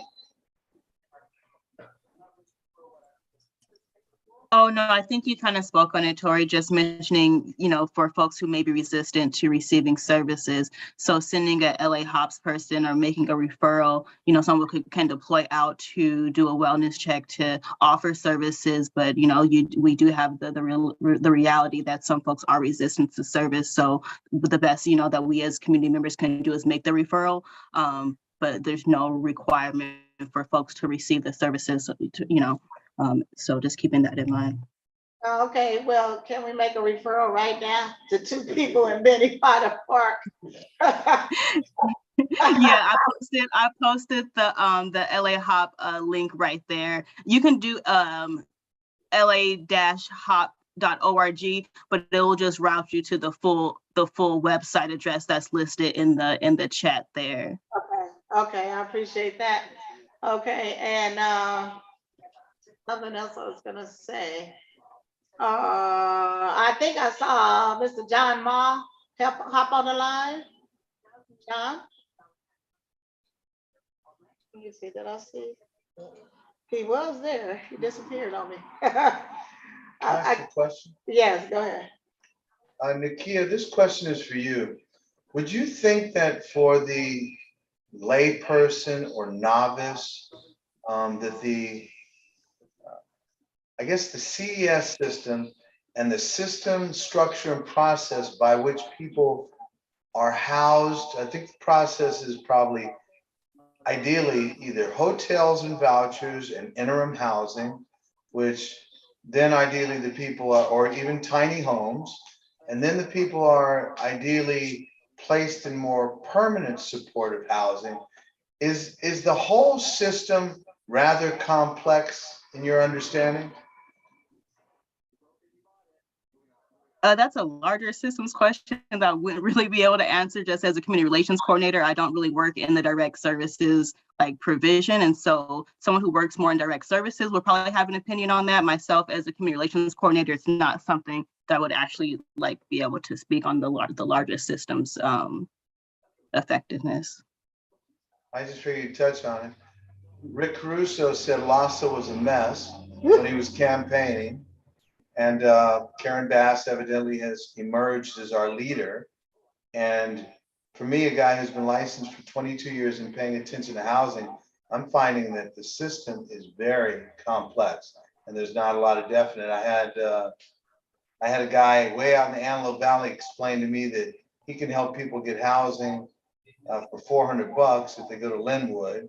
So I'm just believing that the system is very, very odd. That's the way that I'll put it. And that's nothing personal on you, but Frankly, I don't think there is a system. I think they're making one up as they go along. Well, I that's why mean, if there was a system that we still wouldn't have so many people out on the streets. I think it's revolving. It's evolving, exactly. It's, is that she finds out what the real problems are. And she has no other choice but to make it up as she goes along, because that's the only way she's finding out the problem is as she goes along. well, But I think also too, like when the pandemic first started and that 6 months that we were talking about earlier, there were a lot of just illegal lockouts. People were just getting thrown out into the street. I mean, I literally had one young lady call me and she was walking her dog. And when she came back after 20, 30 minutes, she was locked out. So the only thing she had was basically the dog, the leash, the poop bags, and her phone. And thank God she had a credit card in there and her house keys, but they didn't work anymore. So she had the keys to her car. But It's so hard to believe. we find a lot of that, and we find a lot of harassment. And one of the things that I've noticed is that the harassment is not basically being addressed. And it's really, really egregious harassment that I've seen. I've seen managers let themselves in on single women, no knock, no notice. I mean, just to scare them and intimidate them. I've had people to come home and the food in their refrigerator was rearranged. I've had people come home and their shower curtains were slashed. And they're using these tactics and then nothing is happening. And you find that when, sometimes you get these people that get, scared and they leave and they self-evict and they do these other things. But when you have a single parent, it's the children that's also getting displaced as well. And so that's a lot. I mean, I've actually had one of the managers, not recently, but a couple of years back, his whole method was to call social services on some of the mothers. And so after about 22 calls and 19 children were taken away, someone literally called me, being the co-founder of the Tenants Association on the property. Zarita, what's going on that property? We've gotten 22 calls from social services. And, we finally pinpointed who that manager was and the children were returned, but some of those women moved. They didn't want to deal with that. But he still, is out and about. He's left our property, but I know what property he's operating right now. He doesn't have 400 plus units, but he has 60 units and he's still intimidating using the same tactics. And when I talk to folks down at the Los Angeles Housing Department regarding harassment, it's the burden of proof has to be on the tenant. How do you prove this to the magnitude that some of the horrifying things that I've seen? I've seen owners go in and take the toilet out and just leave. Yeah, with single moms and children, and they put out a call on Twitter, and one of our colleagues that is part of the tenants union heard that and went put a toilet back in the house. I mean, but these are the types of things that you know, the stories. I mean, there are just so many of them. Is And this in a certain part of town or is this citywide? this is going on all over Citywide. town. Oh, I wow. mean, from Hollywood to you know, South Central to, I mean, I get calls from all over. I mean, it does say Baldwin and Crenshaw, but you know, my branch kind of branched off from the South Central branch, which is off of 60th and Vermont, but it's all over. And so some of the stories that we've heard and we've encountered, you just wouldn't believe it. Amazing. Very much so. So Ah. we have a lot of work to do. Whew. Well, I think Karen has already housed, I think 900 some odd people in the first 100 days. So, you know, that's good. Out of what, 40,000 people or 60,000 people on the streets? Yeah, that's not enough. That's not enough. I'm Mm. out every day on the street and there's still too many people out there. It's not enough. Well, yeah, I would say that it's probably about 70,000 total. That's city and 70,000, Lord. that's city and county. And then with this, And then we still getting unhoused. and then with this pending tsunami coming, we're probably gonna reach 100,000. Said it, Jacqueline. I am really worried over the next 45 days. I Oh, know most of the attorneys that are actually doing the work. Wow. Yeah, it's so hard. It's so heartbreaking, you know, really it is. To see the people out there and then to see what's happened to our city. You know, Right. there's no place you can go now where there's not a homeless encampment, you know? But I think the worst part was when we worked on the vacancy report 2 years ago, what we discovered is that there were over 70,000 homeless people, including men and children, but there were 94,000 empty apartments in the city of Los Angeles. What? And so when you stop and you look at that number and you realize that we've done this research and you look, and we're saying every man, woman, and child. Now we all know that, you know, children have parents. So we're not utilizing all of those because they're families, you know, that need an apartment, but 94,000 were empty. And so we had proposed legislation for the vacancy tax. If you're going to keep these places empty and you know, and it's driving up rents, then you need to be taxed. You can't just leave it there sitting empty while the city is being turned upside down. Well, what about all these new apartment complexes that are going up? Aren't they supposed to have a certain amount of units available for low income people? Well, the fight is that the 10% isn't really doing it for us. You So stop it comes out. Units are going for. Well, let me finish the sentence. I'm sorry. When I did the report to city planning, you know, I had pegged within 3 miles in the Crenshaw district, over 4,500 apartments were scheduled to go up, units, but only 432 of them were supposed to be affordable. Right. So when you stop and you look at someone that wants to put up a 500 unit complex and they're only willing to give you 50 units, you got to stop and say, wait a minute. You got to stop and say, this is not affordable for where you're putting it. You're going, and 9 times out of 10, they're displacing people on the grounds or the units that they're tearing down, or the people in the surrounding areas, because once you build these units, you know, it's going to cause a problem and rents are going to go up for the other folks. But what we need to stop and say is, if you're going to build 500 units, at least 50% of them need to be affordable. For sure. You cannot go with 10% after you've just, you know, just think, if my apartment complex, that's 425. And rumor has it, they want to put 7 stories in my location. And so, you know, how many of that? 10%? No, it should be a right to return. If you double the size or triple the size of my property, then at least all 425 of us need to have the right to return. Really? That's the argument. And that's not happening, and that's not in the limelight. I don't know what the solution really is, but it's just, somebody's gotta come up with something, you know? Well, We're working on it. I have a solution of how they could roll out a process, which they don't have now, a process. There's too many agencies doing different things that the other one's not sure what the other one is doing. So I think the process,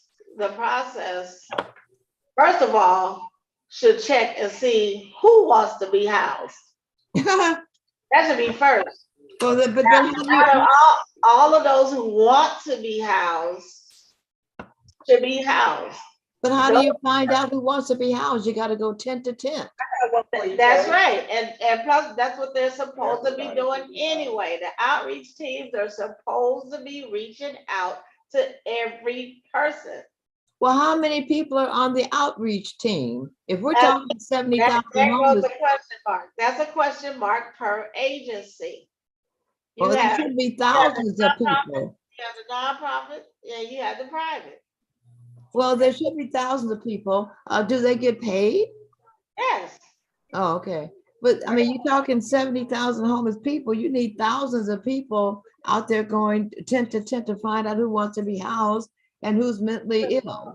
You really Well, don't. and Tori, what about the ones that can be housed? There is a difference. You said cannot. Can be. Oh, can. That's what I'm saying.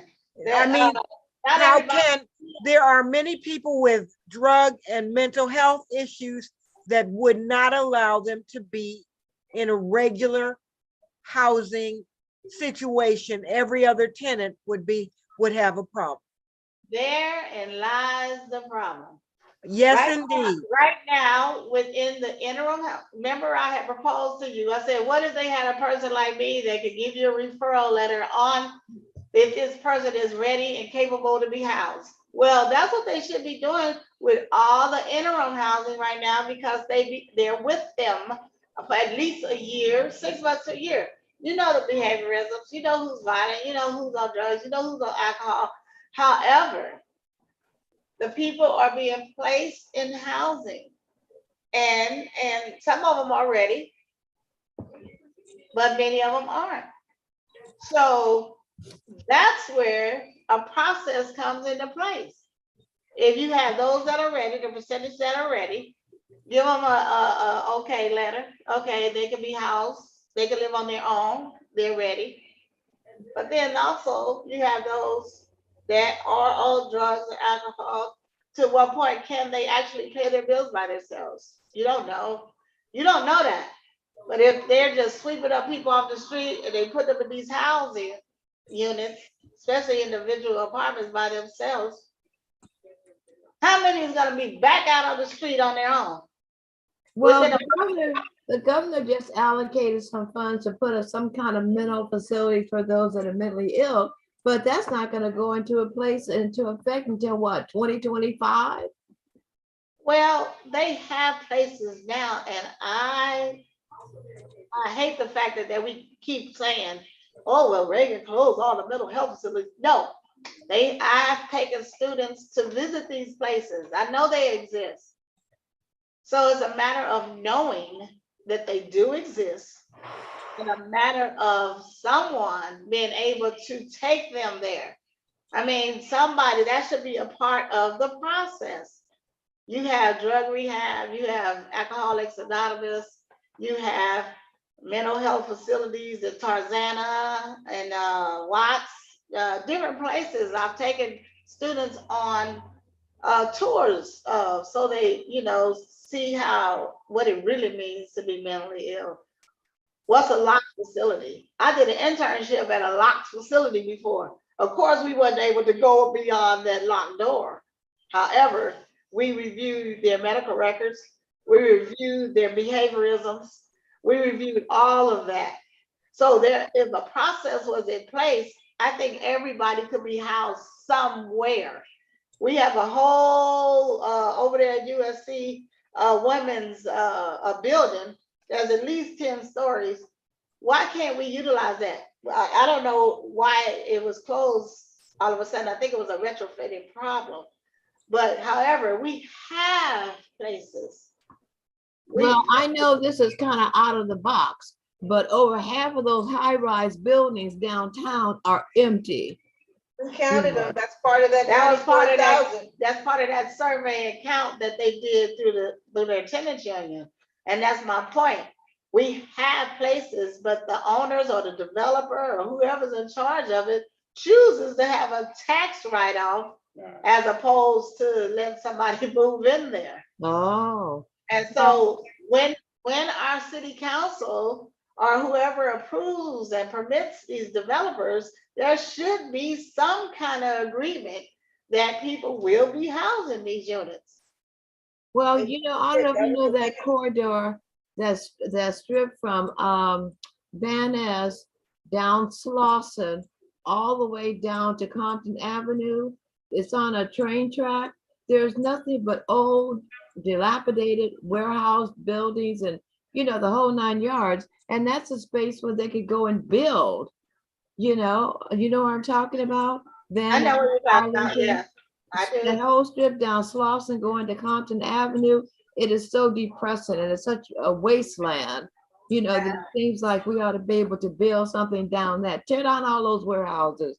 And Well, you have to remember, they are privately owned still. They still are privately owned. I So don't know. you gotta reach Well, out. we need to do some public domain on them then, because this problem's got to be solved. You got to think out of the box. What they're doing now is not working. Okay, let's do one then. Well, I think that while we have people that are working on solving the problem that people won't get unhoused in the first place. and Yeah, then that's the key.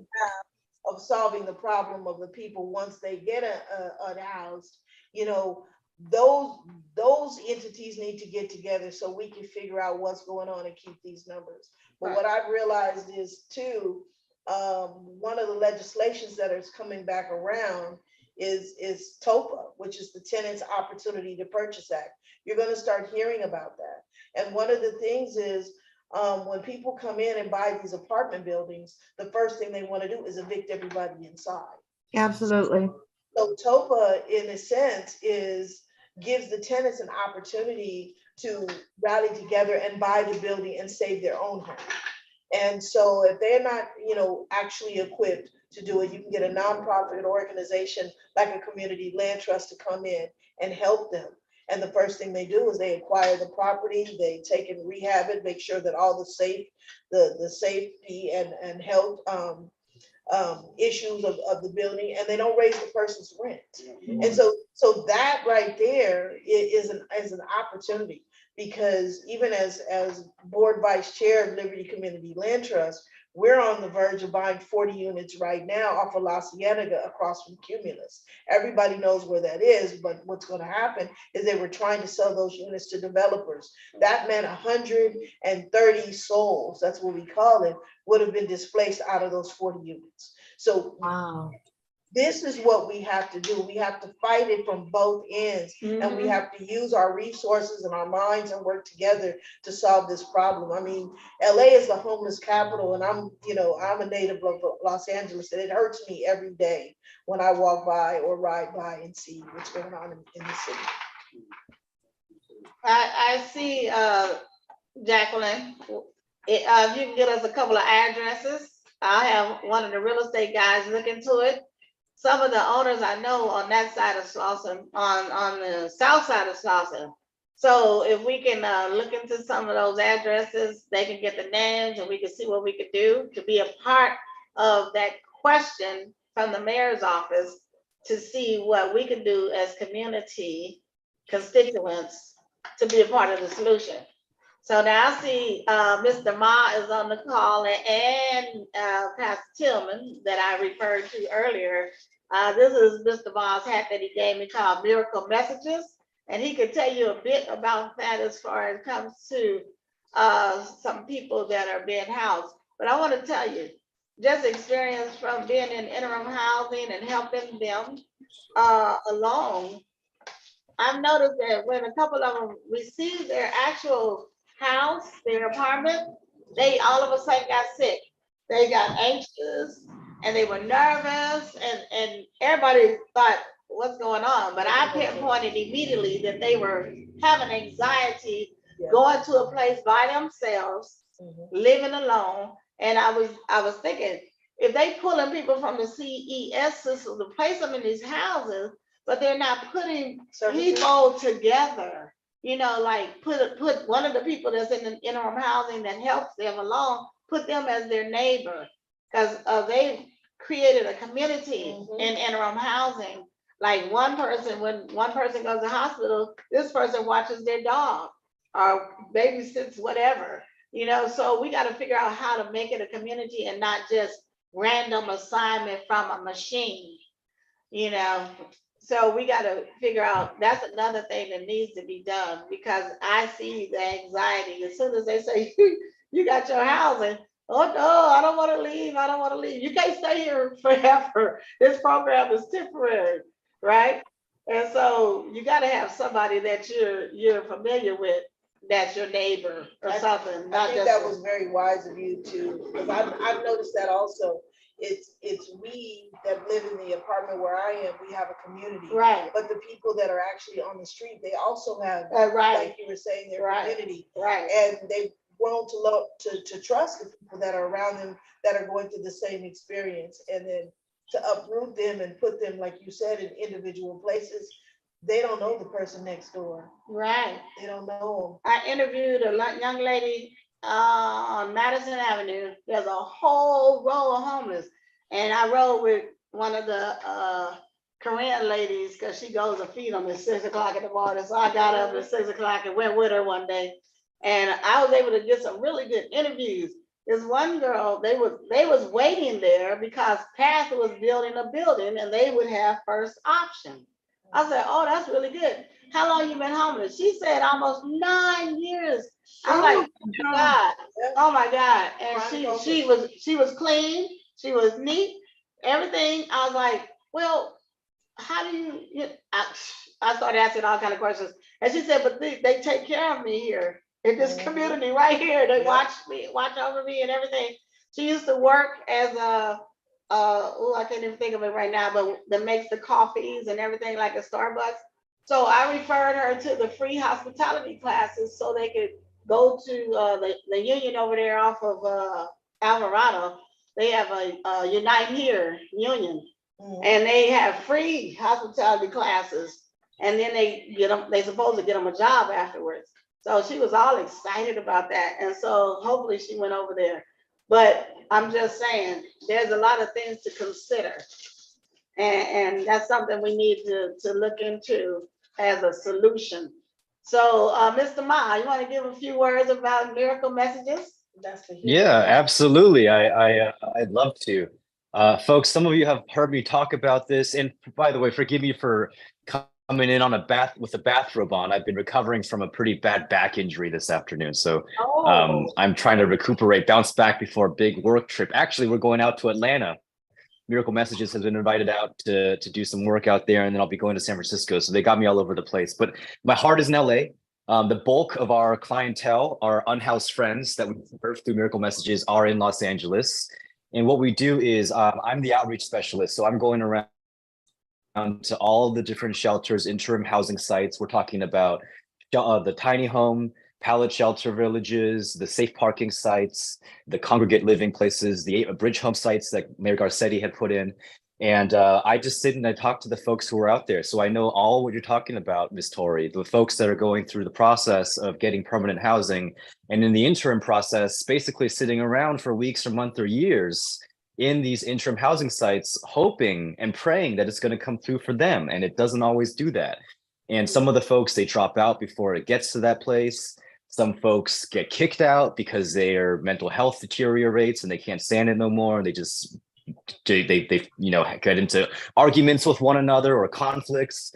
And what Miracle Messages does is we offer those folks a separate perspective. We offer them a connection to a housed neighbor, somebody that's job it is as a volunteer to check in once a week and to do just a care call and to see how they're doing and to see week over week how they're doing and to be that friendly voice. And what this does for that individual is it does a couple of things. First, it really gives them a sense that they're thought about and they're cared for. And it also gives them that outside perspective and that fresh breath of air, that almost that anchor to normalcy. Because you have to remember, and it's like, I think is your name Zarita, Miss Zarita, that was speaking earlier from Latu? Yeah. You're absolutely right. Folks have developed these communities of care on the street that have kept them alive, have kept their Yeah. belongings safe, yes, and kept their spirits high. And it's a small percentage of people up until Inside Safe. I'm going to say Inside Safe has changed the game in a lot of ways, and we can talk about that too. But up until Inside Safe, it was a small percentage of people who give up that comfort and security for the unknown to go back into the grindstone of government agency. I'm not going to be too editorialized here, but to try something that hadn't worked for them before, right? And to give up their sense of everything to go into this new place. And some of those folks, what they really need now, and the folks who've done that are the folks who wanted to really get back into housing. And so to give them a friend who's living a housed life, who can talk about the normal things that people like to talk about and not be, a therapist or a case manager. A lot of our friends have nobody else to talk to. All they have, or judge them. Yeah, exactly. They have no one to talk to who's really just an impartial listener, who cares about their well-being, who's thinking about them and when their birthday is, and what kinds of foods they like to eat, and how their kids are doing, or how their job is going. Don't forget, a lot of our unhoused friends are working 1, maybe 2 jobs, right? It's hard to make rent in this town. And so that's what our program offers. Yeah. So if folks want to learn more about this, I'll sort of hand the mic back, because I can really just talk forever about this. And yeah, I really can. Put your email in the chat, and then I'd like to present Reverend Lewis Tillman to you. Lewis, Yes. he's on the line. I want to introduce him. So sorry, I'm multitasking. But yeah, thank you all for inviting me to this. I serve as one of the pastors at Holman United Methodist Church, which is a United Methodist Church of African descent and the largest African descent United Methodist Church west of the Mississippi River. So Miss Bailey's one of our faithful congregants.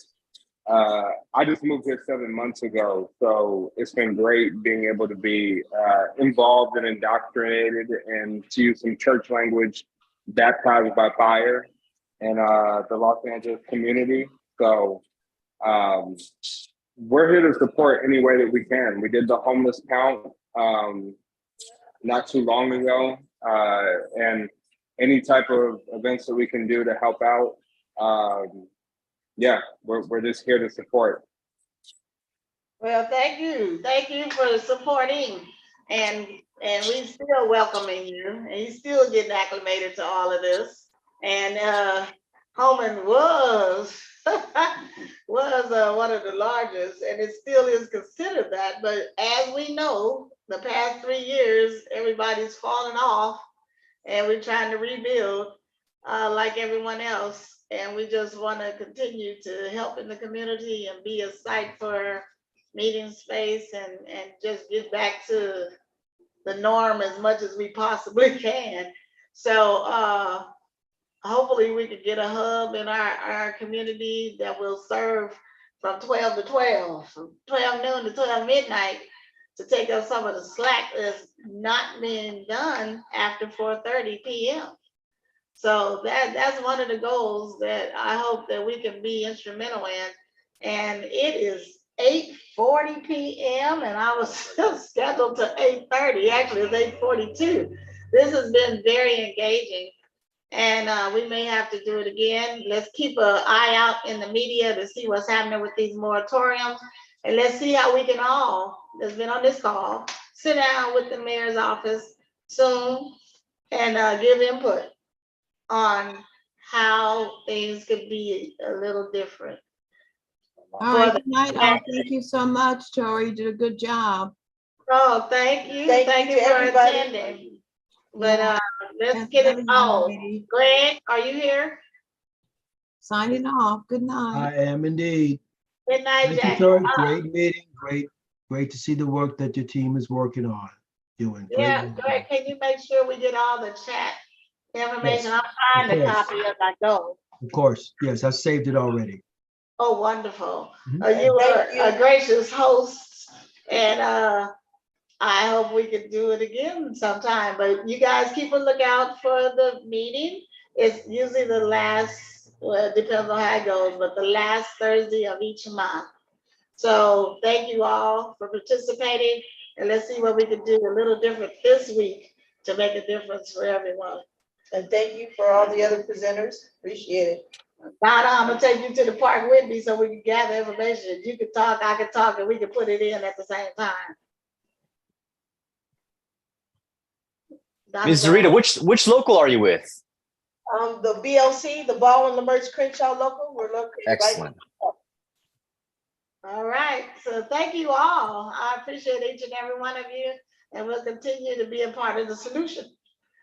And Donna, I'll call you in a minute. Good night, everyone. everyone. Thank you so Thank much. you. Good night. Good night, everyone. Thank Good you, guys. night. Thank you.